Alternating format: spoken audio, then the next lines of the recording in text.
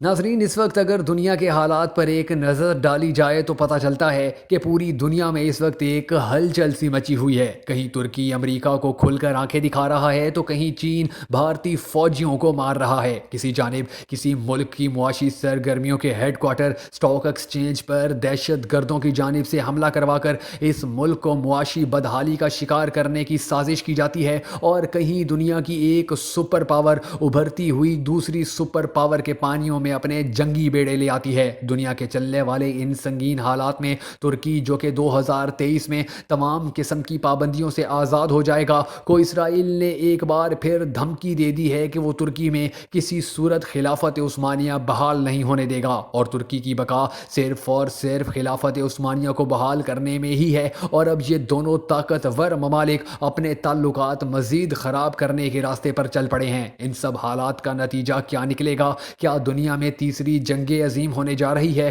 کیا ترکی کو اسرائیل اور امریکہ 2023 تک سلامت رہنے دیں گے؟ اور ان سب حالات میں مزید کیا کچھ تبدیلیاں رونما ہو سکتی ہیں؟ ان سب سوالوں کے جواب جاننے سے پہلے ہمارا یوٹیوب چینل سبسکرائب کر لیں۔ دوستو، آیا صوفیہ کو مسجد بنانے کے بعد ترکی حکومت اور فوج مسجد اقصی کو بھی آزاد کروانے کی ہر صورت کوشش کرے گی؟ اور یہی وہ خوف ہے جس نے اس وقت اسرائیل اور امریکہ کو پریشان کر کے رکھا ہوا ہے، کیونکہ ترکی مسلم ممالک میں ایک خاص مقام رکھتا ہے، اور اس کے ساتھ جنگ کرنے کا مطلب دنیا کے بیشتر اسلامی ممالک سے سیدھی دشمنی مول لینا ہے۔ اگر ان ممالک سے امریکہ اور اسرائیل اپنے حالات کشیدہ کرتے ہیں تو امریکہ کے ازلی دشمن چین اور روس ان دونوں ممالک کو ختم کرنے کے لیے پوری قوت کے ساتھ میدان میں آ جائیں گے، جس کا نتیجہ صرف اور صرف ان ممالک کی تباہی کی صورت میں ہی نکلے گا۔ اور اگر ترکی کو تباہ نہیں کیا جاتا تو وہ اپنی تاریخ یعنی خلافت عثمانیہ کو دہرائے گا،